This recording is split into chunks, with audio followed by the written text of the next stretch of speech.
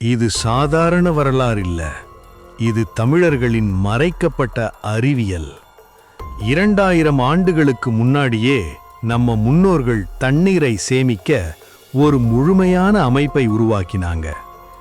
ஏரி, குளம், வாய்க்கால் எல்லாமே தனித்தனியா இல்ல, ஒவ்வொன்றும் மற்றொன்றோட இணைந்திருந்தது.